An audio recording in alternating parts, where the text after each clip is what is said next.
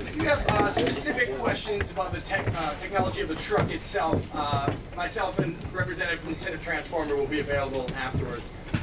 And with no ado, we have Alister Grierson, Andrew White, and James Cameron. I'm sure they're here. Awesome.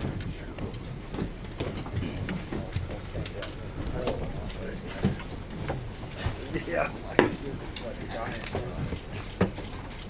So everything was so clear, you have no questions. That's every filmmaker's dream. Go ahead.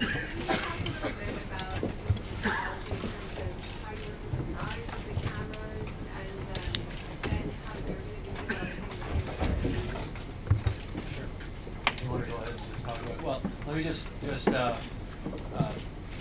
introduce that concept of. She said we're talking about the technology that was used. It's basically exactly the same fusion camera system that was used on Avatar. So it was 2007 technology being used in 2009 essentially. We hadn't had a chance to update it, but it's literally the same cameras. I think some of them were literally. They were A/B camera from Avatar, yeah. So I think Alister can speak to how they manage working with the cameras in small spaces. Well, the film was shot at Warner Brothers Studio in Queensland, Australia. We shot some second unit stuff in real caves in a place called Mount Gambier in South Australia. It became very clear very quickly that shooting film like this in real locations was very, very tricky. So all of our cave sets are built in studios in the big tank that they have at Warner Brothers. The cameras themselves, well, for me mainly, it's business as usual. You sort of turn up and ask people to stand in certain spaces and ask people to put the camera in certain places. And then you have a team behind you that kind of manages the 3D. So we had a philosophy on this picture, not letting the 3D dictate terms to us in terms of how we use the camera.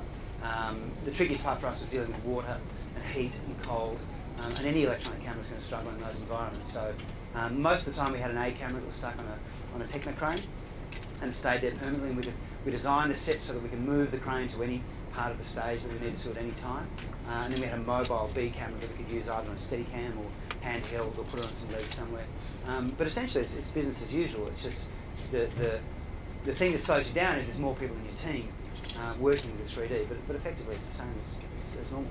I think one of the things we did, we were just cognizant of what we needed to deal with. So when we're designing sets and designing the production of the film, we combined everything together. It wasn't like we especially set out to do anything for 3D. It was, we're making a story and make the best story and film that we can, and the cameras just became a part of it. And at the end of it, if you asked anyone what cameras are you shooting with, it wasn't, oh, it's a 3D camera, it's just a camera. And so you kind of get to a point where it's just part of the process. So the 3D should be transparent from the actor's standpoint, and ideally from the director's standpoint. When the camera team is working with a different set of tools than they might have been used to if they'd been used to shooting on film. Because part of shooting, and I think Jules' previous stuff had been all on film, right?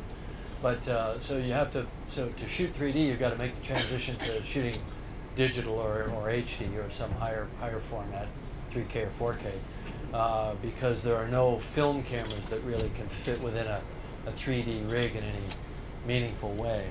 So some DPs, have an issue with that part of the learning curve, completely separate from the stereo portion of it. But Jules, our DP, made both jumps quite expeditiously, I think. Alister and Jules came down and watched us work on Avatar for, I want to say, almost a week. You guys were there, just to kind of see what the problems were. And I think they went into it with their eyes wide open about what the problems might be, and they were very careful in designing the sets and so on, so that they could have camera access. But in fact, the handheld rig probably weighed, I don't know, on your film, probably what, 33 pounds, something like that. I didn't pick it up. I didn't go. I don't get any cameras. You employ big guys to do that. So, no, it's not that heavy. No, it's not. It's lighter than a Panaflex with a 400-foot magazine. So it's in the range of standard tools. The issue is that because there are two cameras in it, they tend to be somewhat bulkier. So all of the claustrophobic stuff where you're pushing them into tight spaces. Has to We be actually well did a thought lot out. of handheld work, but interestingly, we came up with a system where we built a bungee system from the roof To of take the the weight, stage, yeah. to take a lot of the weight, and you could sort of move it around like Yeah. that. So. You'd be horrified what we did though, because we had water on all our sets, so it wasn't a matter of 3D cameras, it was just a camera being in close proximity to height and water. And I remember one day that they had a 2-gallon plastic bucket underneath one of the cameras to keep it out of the water. Yes. You know, We did it was a $500,000 camera being